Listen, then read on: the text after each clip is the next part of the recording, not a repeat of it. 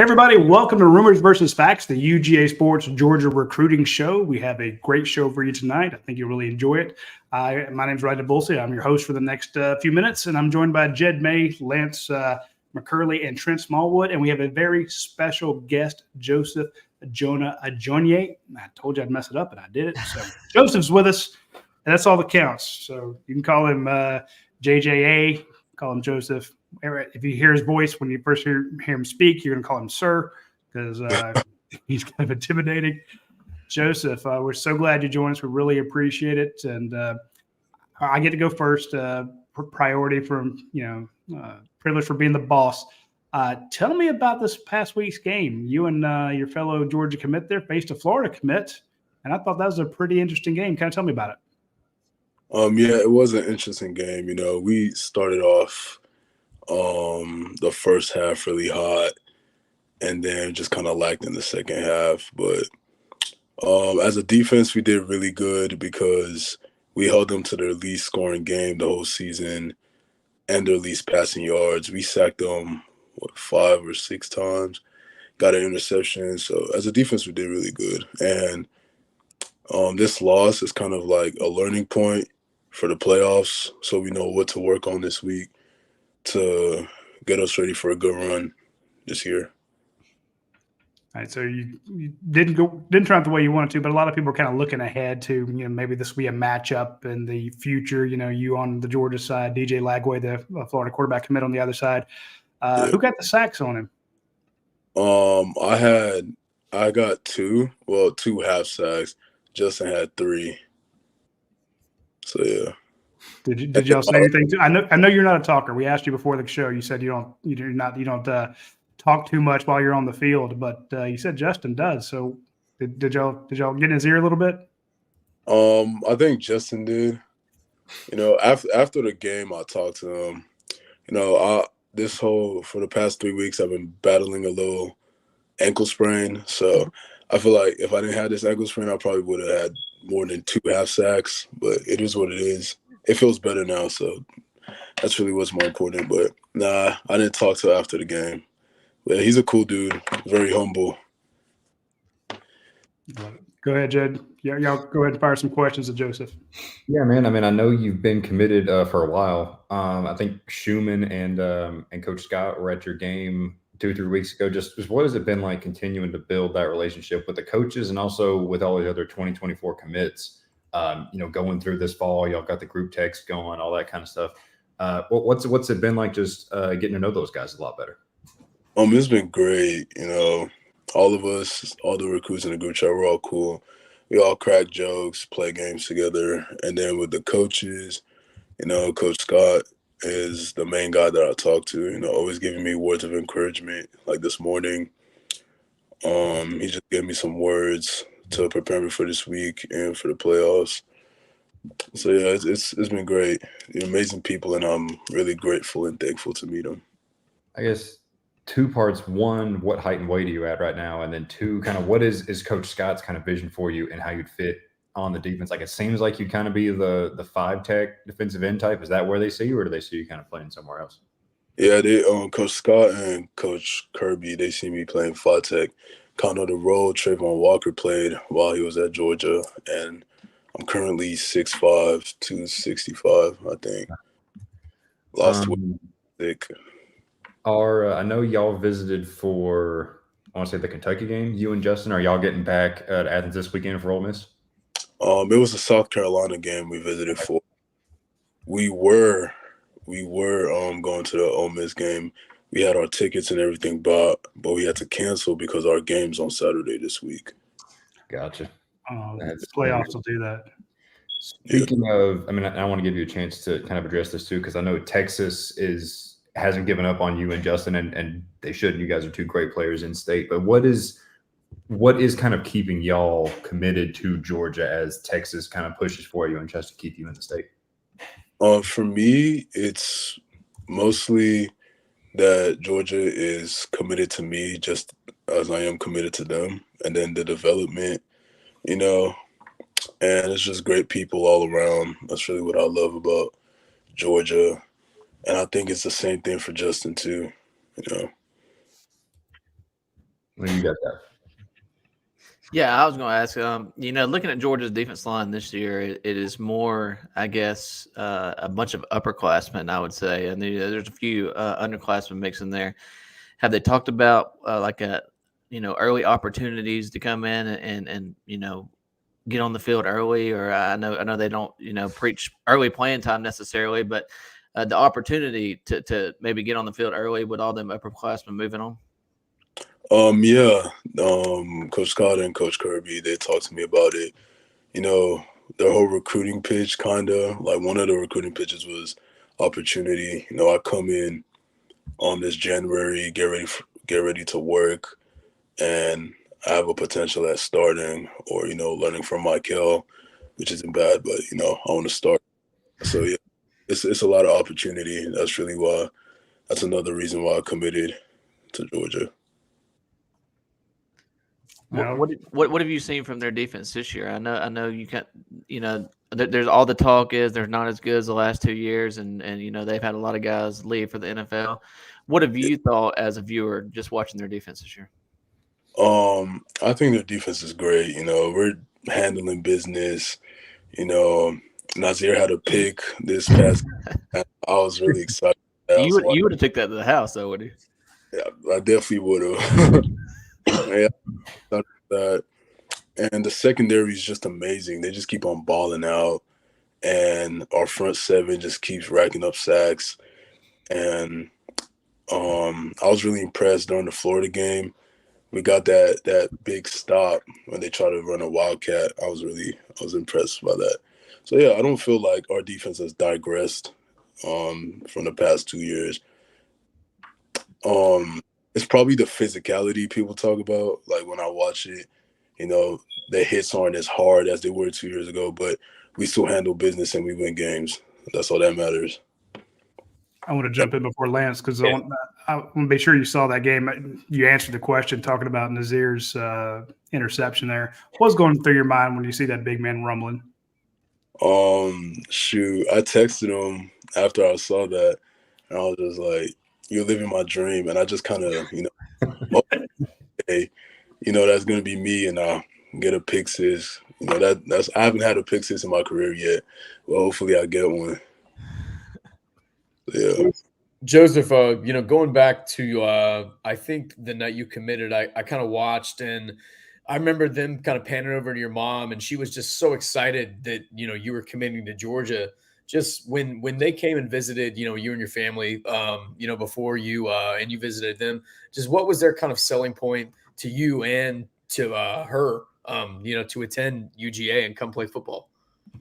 I feel like for my mom, she was just surrounded by a lot of people, a lot of men that she thinks that she can trust to take care of me for the next 3 to 4 years. And also the opportunity of me playing and the development and what they've done in the past years with D linemen and all that.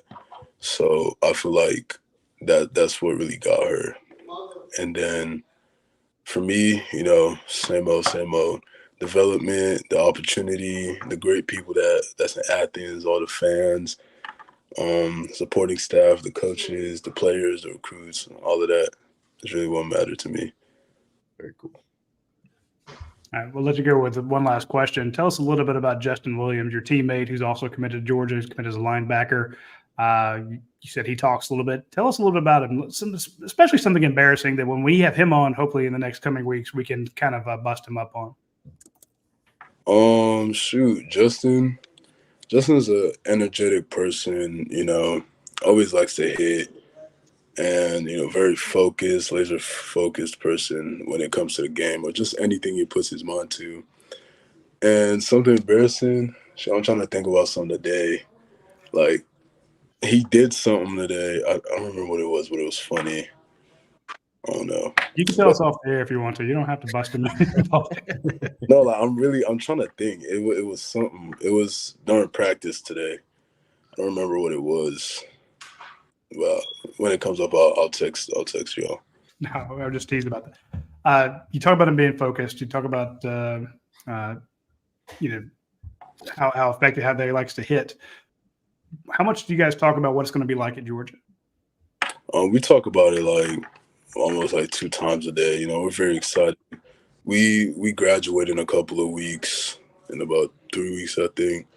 So it's an exciting time. We mostly just talk about how we're gonna decorate the dorms. How we're gonna get to practice and all that, groceries and all that.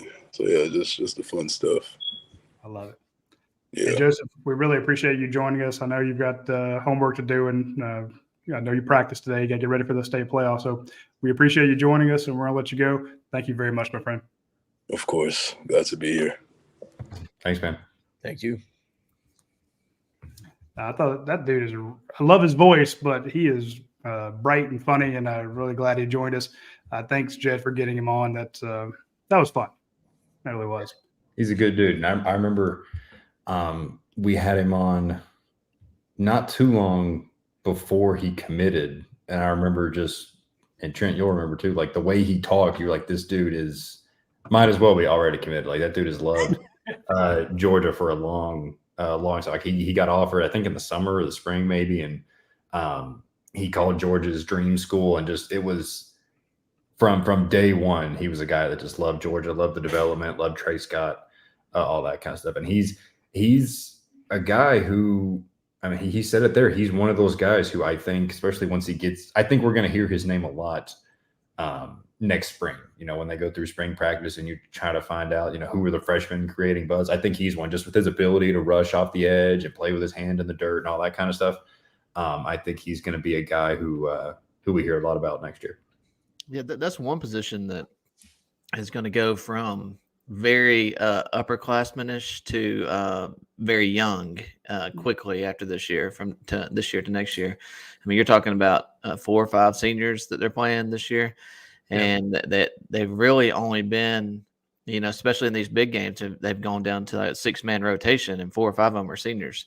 So you're going to talk about Jordan Hall, Michael Williams, Ingram Dawkins. Those guys next year are really going to dominate the snaps on the line of scrimmage, and some of these young guys are going to almost be forced into playing time.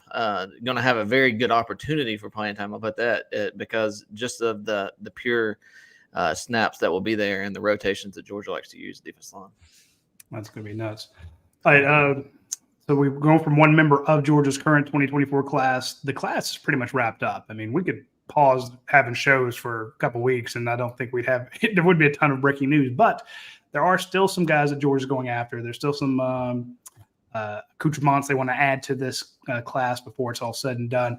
So basically, I can only think of a few of them. So let me just have each one of you give me one guy that's Georgia's could still add to this class and kind of where things stand now. Jed, I'm going to start with you, being our recruiting pinwheel that everything kind of revolves around.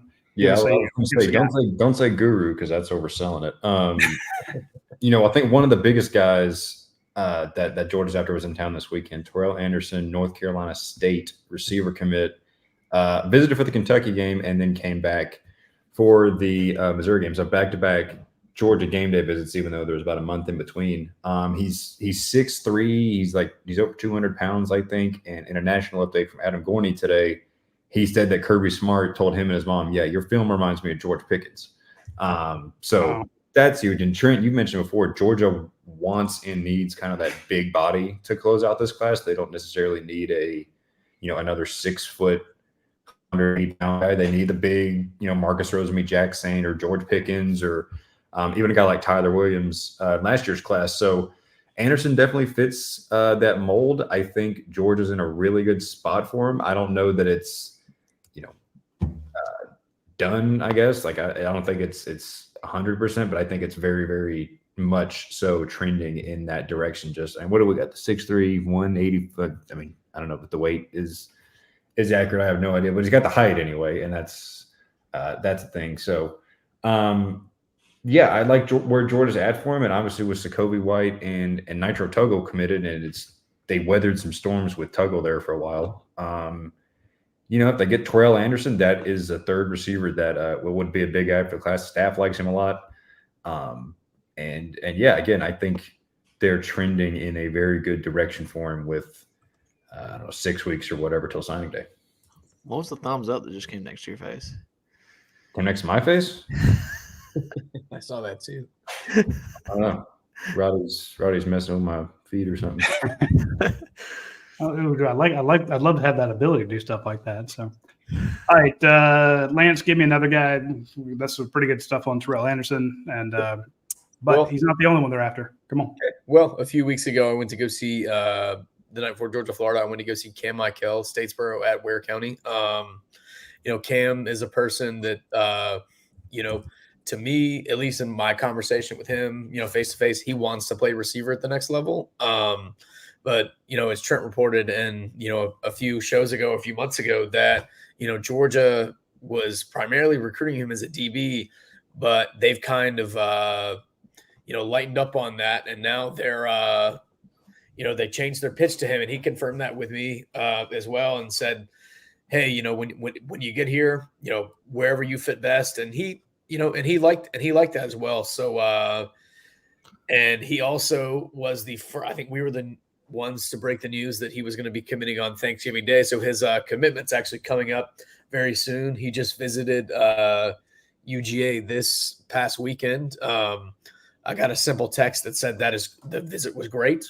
Hoping to catch up with him a little bit more tomorrow. But when I was talking to him last Friday night, 2 Fridays ago, it sounds like he's really developed a relationship with DB coach Fran Brown and Brian McClendon, Georgia's wide receivers coach, and they're texting him like daily. And they're in a group text, and they're always like sending him clips of guys that they think who they think remind them of in him, and also he was excited. I know he was excited. He actually went out of his way to tell me, he was like, after we got done interview, he was like, I'm actually going to be up there this weekend.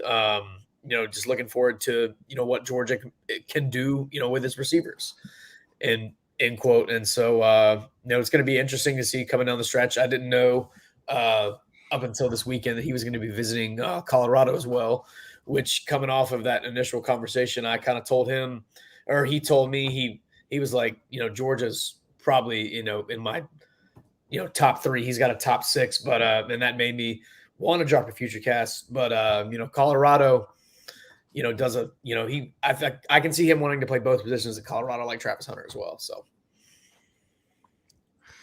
I mean, we're watching his video clips. This dude can just fly. I spoke to him at the track meet, state track meet, where didn't have his best race, but still was, one of the top guys in the nation. He's standing there next to all these sprinters. He's so much bigger than they are.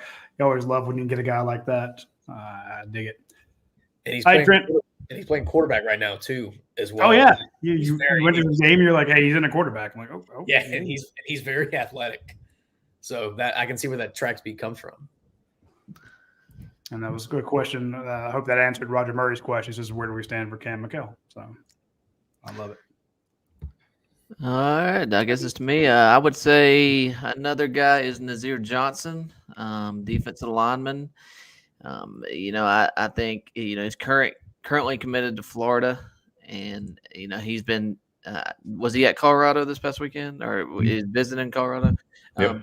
So he's taking visits. I know he's going to visit Florida State as well. He's planning on being at Georgia this coming. Game. Yep, Georgia this coming weekend.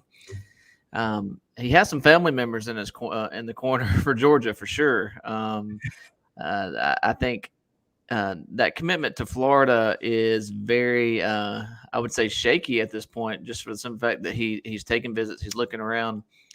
I do think Georgia has an excellent chance here because Georgia has missed on some guys at defensive line. There's no doubt about that, and Nazir Johnson has become a major target for Georgia, especially he kind of fits into that 3 tech. Maybe can even play a little nose if he has to. But he did right there in that clip. Damn, big body, big athletic guy. I think he would fit good on Georgia's defense. I think Georgia has an excellent chance with him coming on campus this weekend and being able to flip him. I know I told y'all I believe he doesn't plan on signing until February. Mm-hmm. So this one's not going to end anytime soon. Even if he was to flip a commitment or whatever he might do. I know schools are probably going to try to on these official visits. You usually don't take an official visit this early if you are a February signee. So it tells me that some of these schools are going to try to get him to sign early, maybe. But we'll see what happens after following the visit this weekend. But I think Georgia has an excellent chance of flipping here because I know Mom's a fan. Mom's Facebook's filled with Georgia stuff. Big Georgia fan. So, we'll see what happens here. But I think Georgia. I think Georgia stands a good chance here. And I guess the school you would watch, of course, Colorado is a school, but Florida State as well. Yeah, and to follow up on Nazir, I mean, I saw him play Friday night against Swainsboro, and he's a very first one off the bus kind of guy. I mean, very impressive, passes the eye test, moves very well. He told me and a couple other reporters that were there that Georgia sees him as the ath of the defensive line, can move him all around. Like y'all said, he could play 3-tech. He could probably bump out to 5-tech on occasion. He could play nose on occasion. So very athletic guy. You definitely see that athlete vision, when you watch him play. So like you said, Trent, I think Georgia's got a good shot, but like you said, it's not going to be, someone on the board asked about early enrollees the other day, and I said it's more unusual nowadays when guys don't sign early, when guys don't enroll early. So it's going to go for a while unless somebody, whether it's Georgia, Florida State, Colorado, Florida, whoever, convinces them to sign early. But the plan for now is for this thing to go into February. So we'll at least have a little bit of drama to follow, once the December signing period passes. His size athleticism mix is, almost a perfect fit the way Georgia likes to run their defense. He can be in that 3-tech.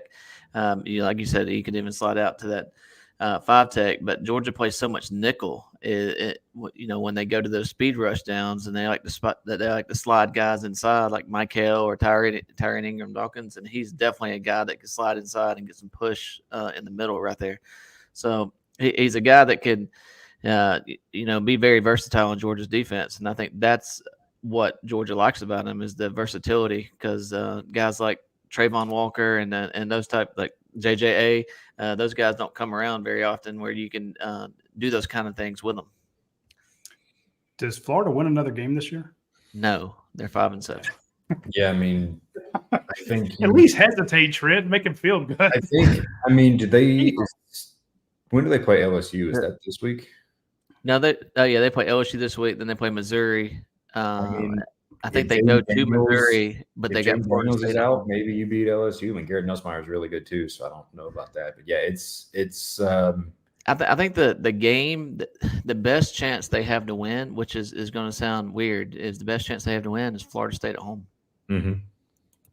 Yeah, I don't think they win at Missouri, and I don't think they beat LSU. As much positive momentum they had a few weeks ago. They beat Tennessee, and they had, they were playing pretty well coming into the Georgia Florida game. Now you're staring 5 straight losses in the face coming down the stretch. So Georgia just breaks everybody. Yeah, broke Clemson. Broke Clemson. Yeah. Well, hey, even if you beat them, you might still get broken. I mean, look at how Florida's done since they beat Georgia. If Missouri loses this weekend, they broke Missouri too. So yeah, I don't know. Missouri's a good team. Missouri is really good. Missouri's very good. Yep. Is it physical on both sides of the ball? Big as Georgia down low too. Like when I was watching them warm up, I was like, "Good Lord!" I mean, these guys were as big as Kentucky was, but a lot more talented. Very impressed with their offensive line. Their offensive line, especially their tackles, are very, very good. Their center's good too. Yeah, I'm wondering about this. We got a question there from Timothy Wilson. How everyone's feeling about this Saturday coming up? I'm like, that's going to be a test. So we can kind of laugh about Florida losing, but Georgia's got its plate full this coming weekend, and I think Steel Dog nails it, saying this will be our toughest test. Kiffin is Spurrier-esque. Yeah, he's good. He loves to find where you're messed up. He loves to find a mismatch and exploit it. And that's why this recruiting matters. When you have being without a middle linebacker, you're starting middle linebacker this weekend, you're having to go to a true freshman practically, or to 2 true freshmen. Am I wrong? Mm-hmm. Yeah, I mean, unless you're going to play, move Jalen Walker there full time. which I mean is he's such a great athlete. I mean that's possible, but yeah, a lot of guys who haven't gotten a ton of game reps there for sure. We can also see Xavier Story play there this weekend too. So that's another one. I think this weekend's interesting because I don't think Ole Miss is as good as Missouri on the offensive line. I don't think it's going to be the physical attack. I think you're going to see more misdirection stuff. Georgia's going to have to keep their eyes. I think it'd be a lot more like Auburn as far as like running the ball. Be prepared for that running back, running quarterback. Mm-hmm. Yeah, he's good. We got some other questions we'll get to, but that's not. I mean, we've mentioned 3 guys that Georgia might land. Give me one more, Jed. Maybe, come on. Well, KJ, I'll spin it forward to. I'll spin it forward to Arch Manning in the portal. That goes without saying that they're going to get Arch Manning in the portal. I'll spin it to this weekend a little bit because there's 2 JUCO defensive linemen who are visiting, Brian Taylor and Jaden Hamlin, both going to be on official visits this weekend. Taylor more the 5 tech, Hamlin more the 3 tech nose type. So I think both of those guys in the Rivals junior college rankings are top 10 guys. I know Taylor's number 4 in the country. So those are guys, Georgia had a rash of offers go out probably about a month or a month and a half ago. And those, right off the bat, those guys like, we're going to be there for the Ole Miss game. And I posted this on the board earlier. I thought Missouri might end up being a little bit of a bigger visitor weekend just because 3:30 and top 15 game and all that. And I think a lot of guys had already had this Ole Miss weekend kind of circled as when they wanted to get to Athens. So should be a big weekend. I mean, those guys, Nazir Johnson, as we mentioned, Juan Gaston is going to be back in town for the second weekend in a row. 2025 defensive back Martellus Carter, top 100 guy, is going to be in town. That's what we've got so far, and it's only Monday evening. So should be a big one. I mean, the Texas guys are going to come out from Texas for an unofficial visit after a playoff game. That's what the list is looking like. Obviously, had to cancel as Joseph told us, but should be a. It's the hot ticket, no question. Yeah. They've line up a night game in Sanford Stadium. Yep.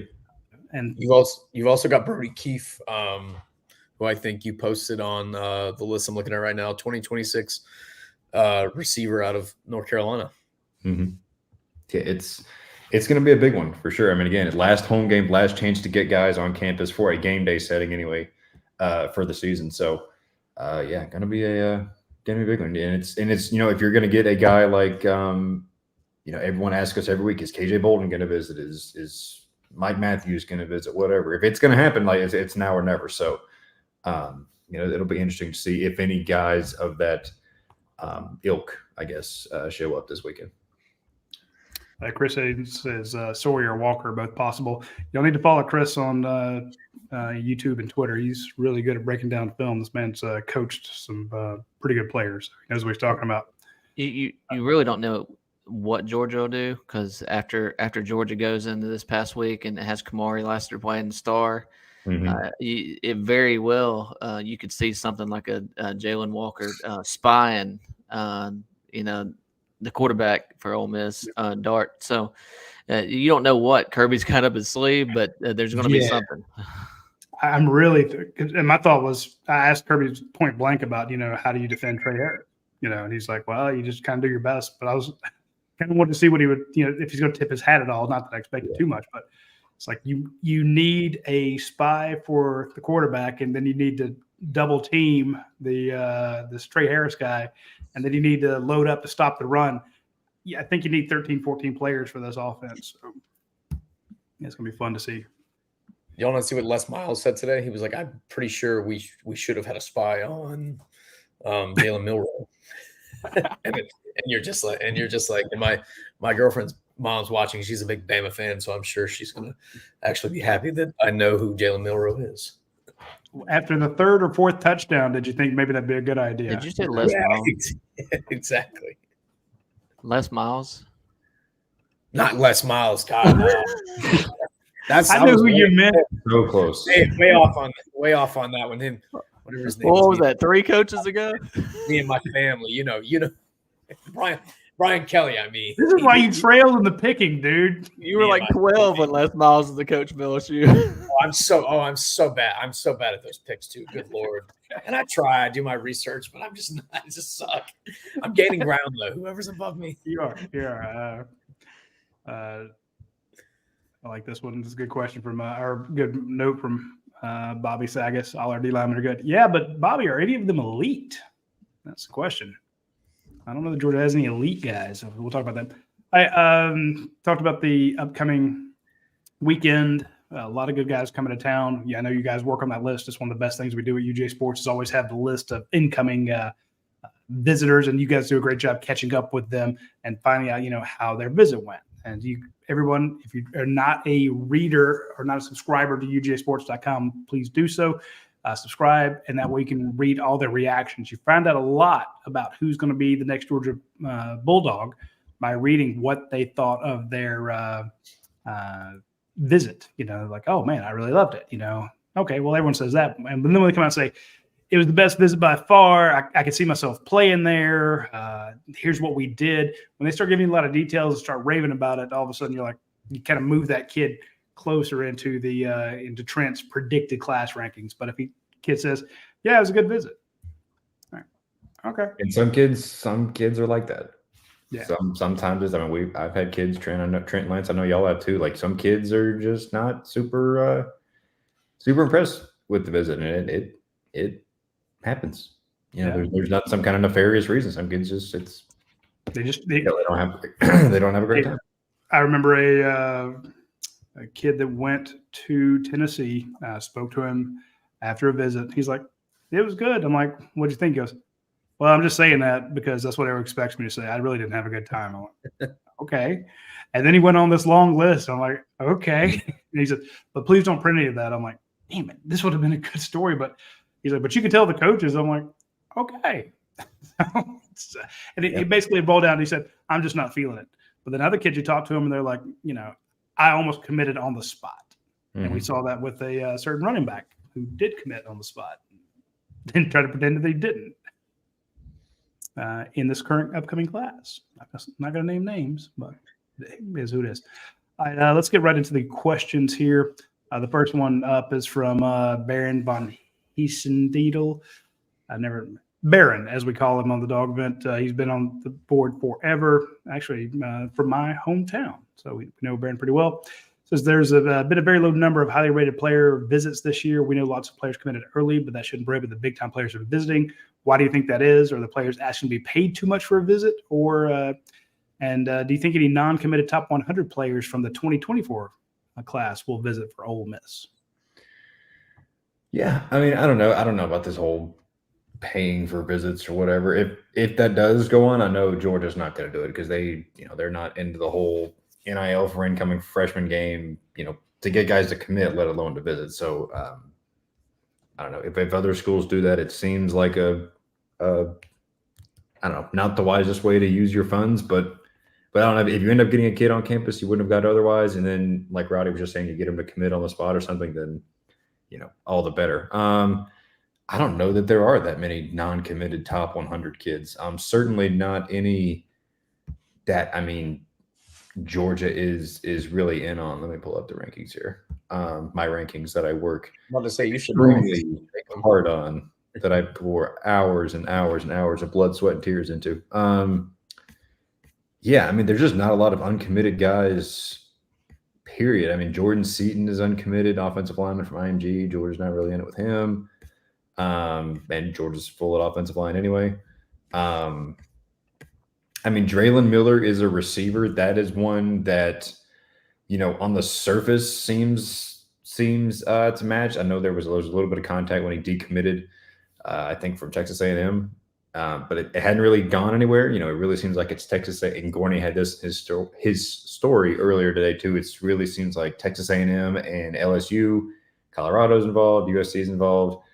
Not a whole lot of Georgia, juice there, but that would be one if he somehow, surprise visit pops up on campus. That would obviously be huge, but I don't expect it. Yeah, I mean, that's really it. I mean, I'm scrolling through the list right now for folks that are watching it. I mean, there's just not a lot of uncommitted look guys. over here. Yeah. Period. And and we've talked about this. Georgia's class had, I don't know, what, 25 commits or whatever on August 1st. I mean, guys are committing so early now that it's as far as uncommitted guys go. I mean, most of the hay is in the barn by the time the season starts. So, I mean, again, if you're going to get somebody on campus, now is the time to do it. It's kind of put up or shut up time if any of these guys are going to get to Athens. So, as far as uncommitted guys, I mean, Draylon Miller, I guess, would be the one to watch, but I would be very surprised if he. I'd look more towards committed elsewhere guys. Yeah, when exactly. it comes to top 100 that kids. And I would probably look more towards those visits happening after the SEC championship, because that's when you can come in and you can sneak in and you don't get noticed. And and at a game, I mean, even if you don't announce you're coming, someone is going to see you on the field pregame, sitting in the section down there in the end zone. I mean, how many times remember when Travis Hunter showed up and he did announce he was coming, and then boom, he's sitting there front row and everyone's taking pictures of him. So yeah, like you said, Trent, if you want to make a sneak visit, that's when you do it. Is the, I guess, 2 weeks or whatever between the. It didn't help. That was the day after he broke his leg, so he was coming down. And especially, you look between the week, because I'm pretty sure there's a week between conference championship games and the playoff rankings. So you don't really have an opponent that you're playing to be preparing for in practice, right? So it's a little bit of a relative downtime, I guess. So, you could come in and spend a whole lot of time with the coaches if you come in during that period. That is kind of a precursor to maybe, talk about guys that are flipped. It's a very weak analysis. I was kind of looking for anything that said undecided in the top 100. I think there were 6 out of 100. Yeah. I mean, and it's very, it's a lot of it's done. I mean, again, there's going to be guys in the top 100 that flip, whether it's soon on signing day, whatever, but there's just not a lot of uncommitted guys out there left. We'll get a damn beast media on here and see if he can name any guys we need to keep an eye on. So that's a good one. Roger Murray has got a good comment there. All right, let me go to the next question. It says, do you guys think it's shaping up to be an actual fun early signing day for Georgia? I know 99% of the class is locked down, but I got a feeling that 1% is left. Could be fun. Thoughts? Guys, if it's a Kirby Smart signing class and it's the day before or the day of, he's taken a lot of the drama out, as Big Fatty 94 says.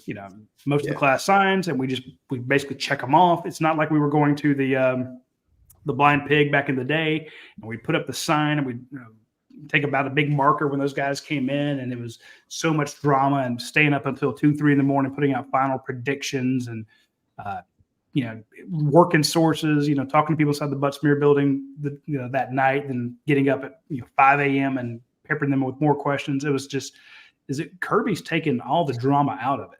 But there's always that one name. There's always that, like, George Pickens. There's always that, Travis Hunter was about to come to Georgia and winds up going to Jacksonville State. There's always some sort of drama coming on. Do you guys anticipate that this year, or are we really, again, there's only 6 uncommitted guys in top 100. Are all these classes just kind of being cemented in now?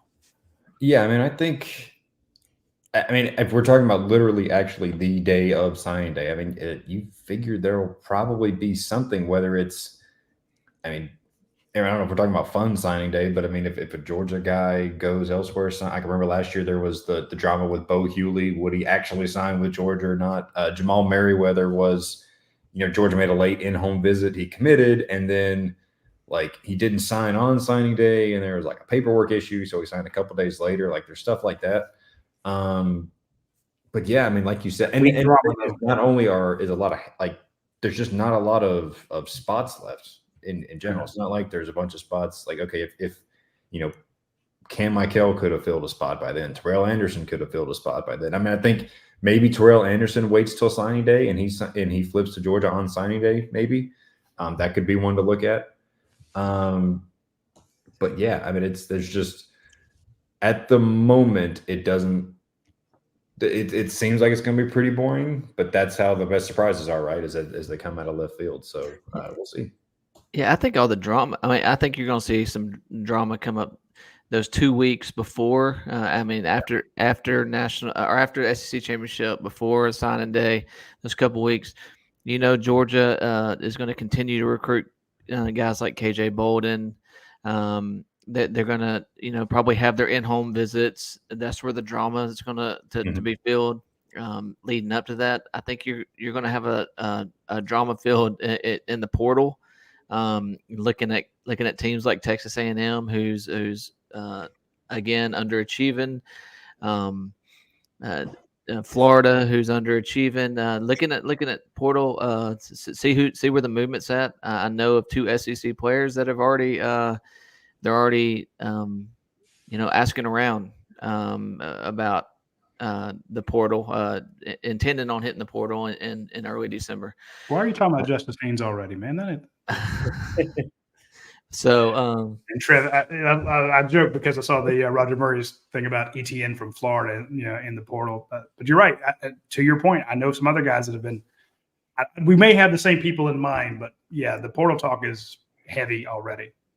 Yep, and I think that's where the drama is going to be at, because there's going to be some good players in the portal. And you know what Georgia did last year during the early signing class, going and landed guys like Dominic Lovett, Rara Thomas, right there before Christmas or whatever it was. And I think that's where the drama is going to be. Looking at drama on the recruiting classes, talking about top tier guys, Georgia's going to go in home with guys like KJ Bold and those guys to see if there's a possibility of anything happening. But I think the drama is going to be filled more in the transfer portal. Good call. All right, this question from Space Pope 3. He always has good questions, or she, I'm not sure. It's the Pope. Space Pope 3 says, will Georgia try to flip any edge guys in this class, or is the focus on 2025? I mean, if you count Williams Winery as an edge guy, I mean, they're working on that. I mean, Trent, you reported a couple of weeks ago that Chidera Uzo-Deribe went to his game out in Missouri during Georgia's bye week. So I don't think that's likely by any means. But, again, if we're talking about surprise visits, that could be one theoretically that happens this weekend. A guy that sneaks into town. But I think the focus is more on 25 there, edge spot. I mean, as far as edge, Brian Taylor, these 5 tech types are edge, depends on how you characterize it. But I think the focus is more on 25 with guys like, Jaden Perlotti, who's already committed, can kind of play outside linebacker a little bit. There's Jared Smith, there's Zion Grady, there's a lot of 2025 guys that Georgia's kind of in on already on that edge spot. Amari Williams is a guy who visited for the Kentucky game, had a great time out of Florida. So I think the focus is more on 25, kind of restocking that room a little bit as far as outside linebackers go. But again, if we're talking about edge, there's the 5 tech defensive linemen can kind of count as edge types. But as outside linebackers I think the focus is more 2025. Yeah, I think with Georgia taking what they did last class and combine that with the class before, Georgia has a lot of depth at position. That depth's young. That depth is Damon Wilson and those guys, but there are a lot of true freshmen in that room or redshirt freshmen in that room. But I think you kind of turn that focus to 25 and start refilling that room when those guys are juniors. Bryce Davis is a name, I think, in 25. I believe he plays at Grimsley, Terrell Anderson, right? Yeah, I talked to him at IMG earlier this summer, and he was very big on Georgia. I think he visited last weekend in July. And he might, J.C. Zimble from our NC State site said he might be back this weekend as well. Yeah, he is very, very good. He's got that North Carolina tie to Georgia. He talked about that when I talked to him at IMG. He's very good. And Georgia was one of his schools that he couldn't wait to visit. And a couple weeks later, he was on campus in late July after I saw him. So he's definitely a big target in this class. Absolutely. Give me any of those Grimsley guys, man. Yeah. They play some. And Jamal Jarrett was there. I mean, that's a very, very, very, very good program up there in North Carolina. Hey, Coach Don will tell you all about him. That's his neck of the Stamey's woods. barbecue, Roddy. Stamey's barbecue. Yeah, man. It's the stuff. All right, Stevie's barbecue. Hey, we got a question from our buddy Blocker57. Let me put it on the screen here. Now, Blocker57 is a dog vent legend. He's one of our favorite people over there. Always has these great insight for guys going to the games, and we appreciate him dropping a question here. He says, I read a thread earlier about Carson Beck in the draft. You got me thinking about next year. It looks like it's more than likely that Beck comes back next year. With 2 top quarterbacks committed in this year's class, that creates a very overfull 2024 quarterback room. Who is most likely to leave? Or let's just say nobody leaves. How would that even work in practice? By my count, that would be Beck, Brock Vandegrift, Gunnar Stockton, Ryan Puglisi, and Dylan Raiola. Side note, that's 23 stars amongst those guys, 4.6 per quarterback. So yeah. Who transfers? And if they don't transfer, how's it work in practice? If Carson Beck comes back, I got a feeling one of those guys are transferring. Yeah, I think so too. I mean, with Brock Vandegrift being a year older and having the ability to, I think he's going to graduate in December or graduate this year. He does. It's a very good possibility that he could be the one that moves on. And I'm not saying that as something that I know, just thinking out loud as of guys that, as far as eligibility goes, he's got that one less eligibility because he came in a year after Gunnar. So I would say he's a candidate to move on and maybe play somewhere next year. That would be I don't think there'll be 5 quarterbacks on campus come spring football. Well, and on the flip side of that, like, okay, say like you said, Trent, say Vandegrift leaves and then Beck comes back and then he leaves. I mean, I think Kirby, it'll be interesting to see, depending on movement, if that influences Georgia's decision to take a 25 quarterback. Do they try to get in on a guy? Do they try to, get in on a guy really late? Do they try to go for a high level preferred walk-on, kind of like they did with Stetson Bennett, who had some decent offers? Like, there's a lot of variables at play depending on who leaves, when they leave, all that kind of stuff. Because you want at least 3 scholarship guys, right? And that's a little variable to see, depending on who leaves and when they leave. They want 4 usually because you want. That's what I'm saying. At least probably 4. So it's and they do spot in practice. So, and with quarterbacks too, they usually commit, earlier than your average bear, right? So, but if this happens in January, some of these guys might be off the board. A lot of those guys might be off the board already. So it'll be interesting to see how things kind of shake out after that.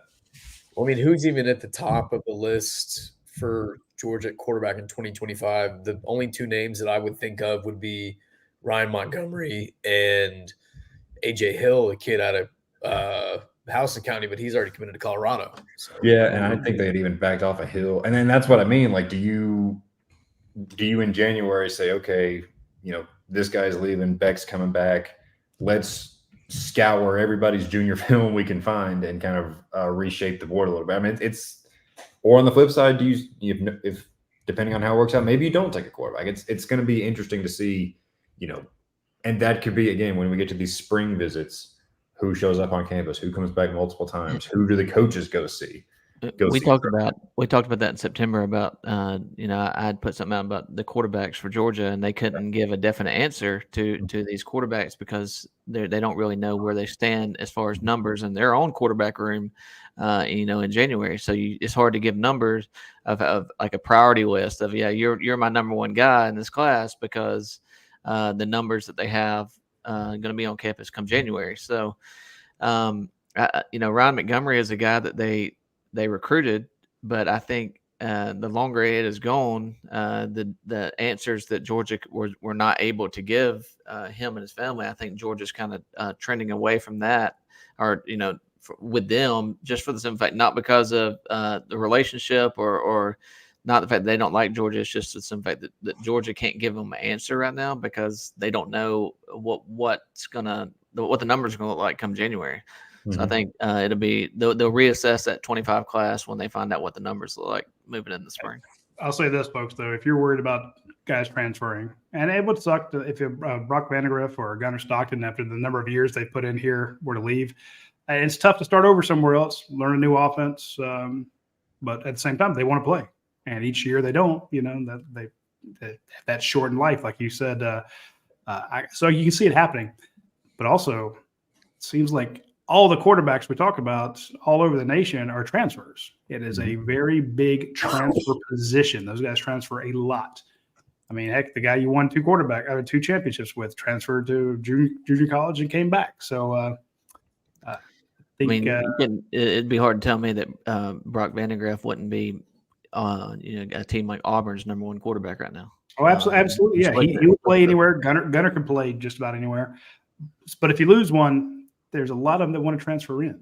So, it's like, hey, let me go throw to Georgia's wide receivers and have that offensive line up there protecting me. I'm getting killed here at, West Virginia or, an Oregon State or wherever, you're just getting absolutely demolished. And you're like, hey, I'll go there. And I know there's NFL scouts at every Tuesday practice.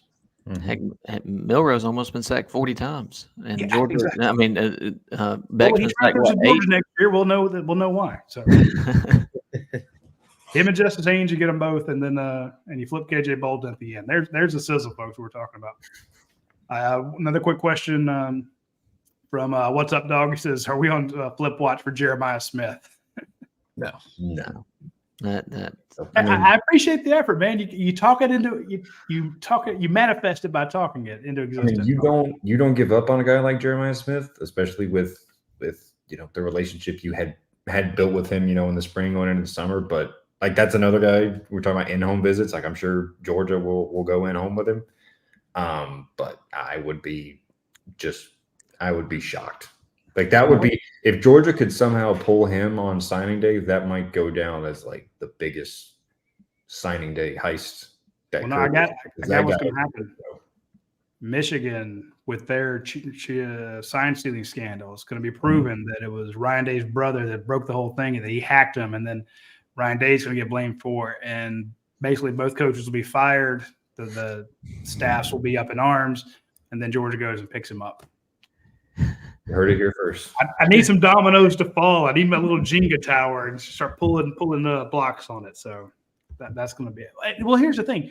With every crazy, I don't say conspiracy theory, but with every scandal, there's always one thing you never see coming that's related 8 or 9 steps removed to that scandal. So it could be something that stupid. You're like, well, this happened. So, and that's why I tell you to watch teams like Texas A&M, because what's Jimbo's future? We're talking about Nazir Johnson in Florida. I mean, that's why I asked, do they win another game? Not that it matters.